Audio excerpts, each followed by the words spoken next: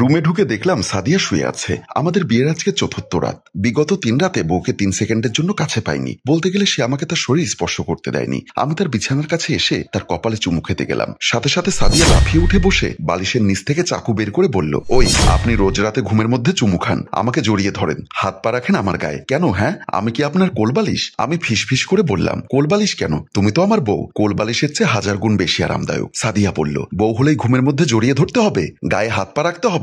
অসহ্য একেবারে। বউকে জড়িয়ে ধরবো না তো কাকে জড়িয়ে ধরবো শুনি? সাদিয়া খচমচ করে বলল, যাকে ইচ্ছা তাকে ধরেন গিয়ে, আমাকে না। বলে দিলাম কিন্তু। আমি হাসতে হাসতে বললাম, জীবনেই প্রথম কোনো বউ তার স্বামীকে অনুমতি দিল যাকে ইচ্ছা তাকে জড়িয়ে ধরার। আমি তো ভাগ্যবান।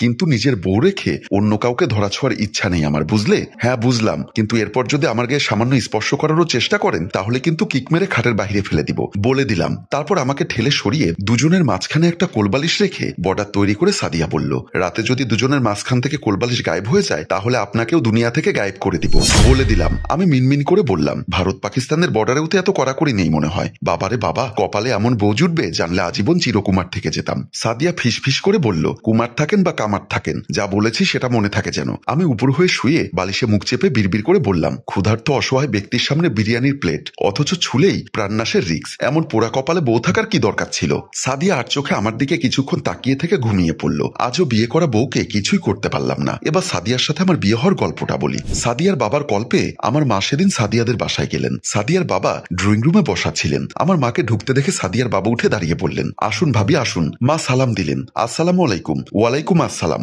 তো আসতে কোনো সমস্যা হয়নি তো? না ভাইজান, কোনো সমস্যা হয়নি। কি জন্য ডেকেছেন বলুন? আপনি তো জানেন আপনার স্বামী আর আমি খুব ভালো বন্ধু ছিলাম। তা তো জানি। আমি কেন? আপনাদের বন্ধুত্বের কথাই শহরে কে না জানে। আমার বন্ধু মানে আপনার স্বামী মারা যাওয়ার সময় হসপিটালে আপনারই তো সামনে আমার স্ত্রীকে ধরে আমার বন্ধু বলেছিল, ভাবি আপনার মেয়েটাকে আমার খুব পছন্দ, আমি মারা গেলেও আপনার মেয়েকে আমার ছেলের জন্য বউ করে দিবেন। এই দাবিটা রেখে গেলাম। সেদিন আমার স্ত্রী আপনার স্বামীকে কথা দিয়েছিল। ভাগ্যের কি নির্মম পরিহাস, এর 6 মাসের মাথায় আমার স্ত্রী গাড়ি অ্যাক্সিডেন্টে মারা গেল। মারা যাওয়ার প্রকালে আমাকে স্মরণ করিয়ে দিয়ে গেল সেই ওয়াদা। আপনার স্বামীকে দেওয়া সেই কথা যেন আমি অক্ষরে অক্ষরে পূরণ করি। সাদিয়ার বাবার মুখের কথাগুলো আমার মা মন্ত্রমুগ্ধের মতো শুনে রইল, কোনো উত্তর করল না। সাদিয়ার বাবা আবার বলা শুরু করলো, আমি পৃথিবী থেকে বিদায় নেওয়ার আগে নিজের একমাত্র মেয়েকে বিয়ে দিয়ে যেতে পারলে জীবনের সব থেকে বড় দায়িত্বটা পালন করার তৃপ্তি নিয়ে শেষ নিঃশ্বাস ত্যাগ করতে পারতাম। মা বলল, সাদিয়া ইন্টারে পড়ে হিউম্যানিটি নিয়ে, ওদিকে আমার ছেলে নিলয় পড়ছে পলিটেকনিকে এনভায়রনমেন্টাল ইঞ্জিনিয়ারিং এ, দুজনের জন্য একেবারে পারফেক্ট। সাদিয়ার বাবা বললেন,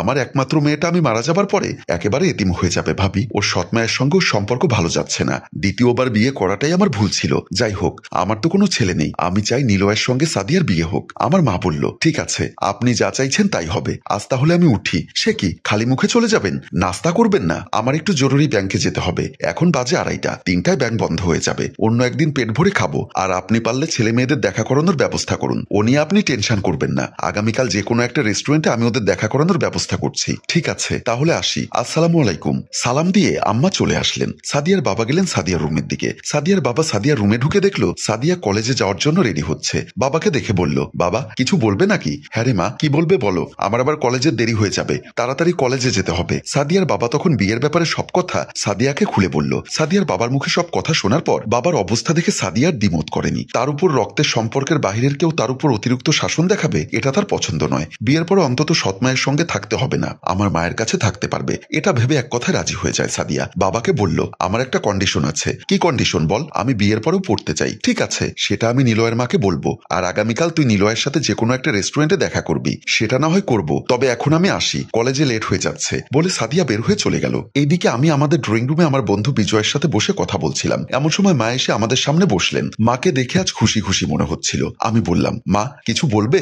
মা কোনো ভূমিকা না টেনে সোজা বলল, তোর বিয়ে ঠিক করেছি। পাশে বসা বিজয় বলল, সে কি বলছেন আন্টি? আমরা মেয়ে দেখলাম না, মেয়ে দেখতে কেমন সেটা জানলাম না, তার আগেই আপনি বিয়ে ঠিক করে ফেলেছেন। বিয়েটা আমি নই, নিলয়ের বাবা বেঁচে থাকতে ঠিক করে গেছেন। মায়ের মুখে এমন কথা শুনে আমার আর বুঝতে বাকি রইল না মোমিন আঙ্কেলের মেয়ে সাদিয়ার কথাই বলছেন মা। মা বিজয়ের উদ্দেশ্যে বলল, কাল তুমি আর নিলয় চকবাজার ইফতি ফিজাহাট রেস্টুরেন্টে গিয়ে মেয়েটির সাথে দেখা করে এসো। দেখাটা যেন শুধু সৌজন্যতা বোধের মধ্যেই থাকে, কারণ তোমাদের বিয়েটা ফিক্সড অ্যান্ড ফাইনাল হয়ে গেছে। বলেই মা উঠে চলে গেল। বিজয় বলল, এই যুগে এসেও তোর মায়ের মতো সিদ্ধান্ত চাপিয়ে দেওয়া মানুষ আমি আগে কখনো দেখিনি। আমি একটা দীর্ঘশ্বাস ফেলে বললাম, কিছুই করার নেই রে, আমার মৃত বাবার ওয়াদা আমাকে পূরণ করতেই হবে। তাই বলে যেন তেন একটা মেয়েকে কি তুই বিয়ে করবি? আমি বললাম, যেন তেন বলছিস কি? যদি মেয়েটির নাভির নিচে সিম কার্ডও না থাকে তবুও তাকে বিয়ে করতে হবে, এ আমার বাবার প্রতিজ্ঞা। পরদিন যথারীতি আমি আর বিজয় ইফতিফিজা হাট রেস্টুরেন্টে গেলাম। গিয়ে দেখে আমরা যাওয়ার আগে মেয়েটিও তার এক বান্ধবী আগে থেকে আমাদের জন্য ওখানে ওয়েট করছিল। আমি আর বিজয় গিয়ে রেস্টুরেন্টে ঢুকে বললাম, হাই সাদিয়া, আমি নিলয়। বলেই যখন পাশে রাখা দুটি চেয়ারে আমি আর নিলয় বসতে চাইলাম,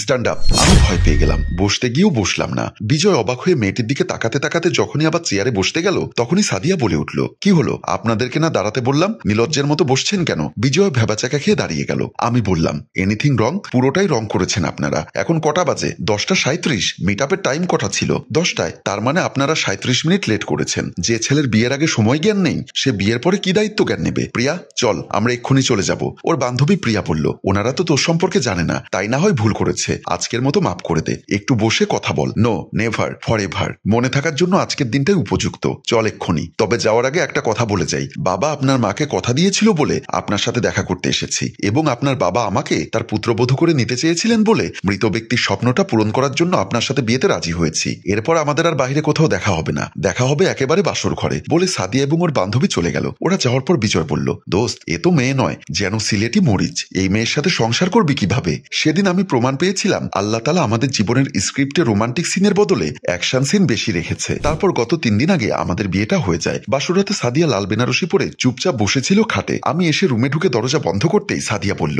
ওই রুমে আপনি আসলেই হবে, আর কিছু আসার দরকার নেই? আমি ভেবাচাকা খেয়ে বললাম, আমাদের বাসর ঘরে আর কি আসবে শুনি? সাদিয়া ভেঙচি কেটে বলল, শুধু আপনি আসলেই তো হচ্ছে না, হাওয়া বাতাস আসতে দিন, গরম লাগে তো। আমি তবুও দরজা বন্ধ করে চুপচাপ এসে সাদিয়ার পাশে বসে বললাম, বাসর ঘরে স্বামী স্ত্রী দুজন আর হাওয়া বাতাসই সব, বাইরের কিছু আসতে নেই। সাদিয়া ঘুমটা তুলে বলল, এই যে মনের মধ্যে কোনো দুষ্টু বাসনা থাকলে অপূর্ণতায় বিসর্জন দিয়ে মন সাফ করেন, নয়তো বাসরাতে বউয়ের ধোলাই খেয়ে আদমরা হবেন মিস্টার। আমার অবুঝ মন হাই হাই করে উঠে বললাম, সবাই বাসরাতে খায় বউয়ের আদরের মালাই, আর আমি কিনা খাবো ধোলাই? সাদিয়া আচমকা আমার ঠ্যাং দুটো ধরে খাটের উপর তুলে সালাম করে বলল, বাসরাতে নাকি স্বামীকে সালাম করতে হয়। আমি ভীষণ চমকে গিয়ে বুকে থুথু ছিটিয়ে বললাম, এইভাবে সালাম করলে তো হার্ট ফেল করবে বেচারা স্বামী, যেমন আমি। শাড়ি খুলতে খুলতে সাদিয়া বলল, এত কথা বলতে কে বলেছে?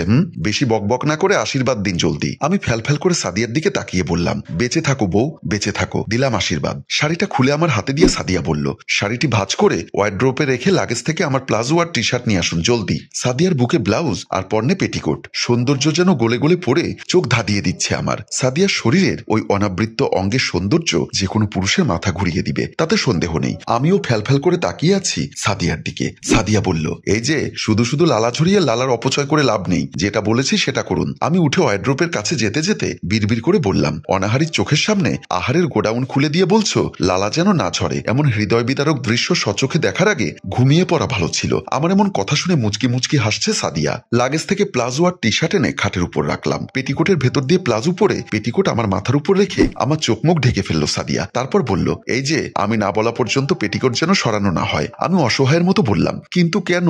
সাদিয়া বলল, কারণ ব্লাউজ খুলে টি শার্ট পরবো তাই। আমি একটা দীর্ঘশ্বাস ফেলে বললাম, এখন মনে বারবার একটা প্রশ্ন আসছে সাদিয়া, তুমি কি আসলেই আমার আপন বউ? আমার কথা শুনে সাদিয়া হেসে ফেলে বলল, আপন বউ হলেও আমার ইচ্ছা না হওয়া পর্যন্ত কিচ্ছু হবে না। মনে রাখবেন সাহেব। ব্লাউজ খুলে টি শার্ট পরে আমার মাথার উপর থেকে পেটিকোট তুলে ব্লাউজ ও পেটিকোট আমার হাতে দিয়ে সাদিয়া বলল, এবার লক্ষ্মী জামের মতো এগুলো ভাঁজ করে ওয়ার্ড্রোপে রেখে আসুন। আমি উঠে পেটিকোট ব্লাউজ ভাঁজ করে ওয়ার্ড্রোপে রেখে এসে সাদিয়ার পাশে শুয়ে একটা দীর্ঘশ্বাস ছাড়লাম। তাই দেখে সাদিয়া বলল, কি ব্যাপার, খুব কষ্ট হচ্ছে নাকি কিউট জামাইটার? কত আশা ছিল মনে, বাসর রাতে বিড়াল মারবো তোমার সনে, এখন দেখছি বিড়াল মারতে না পারার হতাশায় নিজেকেই মরতে হবে। আমার কথায় সাদিয়া হাহা করে হেসে উঠে বলল, আহারে কি কষ্ট আমার জামাই সাহেবের, খুব শখ নাকি বিড়াল মারার? আমি মুচকি হেসে হাসুচোখ মাথা নাড়ালাম। বিড়াল মারতে তো শক্তির প্রয়োজন, আগে দুধ খেয়ে শক্তি অর্জন করুন সাহেব। আমি লাফিয়ে উঠে সাদিয়ার দিকে রোমান্টিক দৃষ্টিতে তাকালাম। এদিকে নয়, দুধ ওই যে ওইদিকে ওয়ার্ড্রোপের উপর রাখা। আমি লাফিয়ে খাট থেকে নেমে নাচতে নাচতে ওয়ার্ড্রোপের কাছে গিয়ে এক নিঃশ্বাসে ঢকঢক করে 1 গ্লাস দুধ খেয়ে ফেললাম। সাদিয়ার মুখে রহস্যময় হাসি। এর একটু পরেই আমি টের পেলাম সাদিয়া কেন রহস্যময় হাসি হাসছে। বন্ধুরা, আপনারা কি টের পেয়েছেন সাদিয়া কি করতে চায়? যদি টের পেয়ে থাকেন তবে কমেন্ট বক্সে লিখে জানান। আপনাদের মতামতের উপর ভিত্তি করে আমরা দ্বিতীয় পর্ব নিয়ে আগামী পরশুদিন এই পেজে এই টাইমে হাজির হব। আর আপনাদের মূল্যবান মতামতগুলো আগামীকাল সকাল 10টায় লাইভে এসে পড়ে শোনাবো। আমাদের সাথে লাইভে যুক্ত হতে আগামীকাল 10টায় এই পেজে আসবেন। গল্পটি ভালো লাগলে শেয়ার করে দিয়ে সবাইকে দেখার সুযোগ করে দিন। ধন্যবাদ।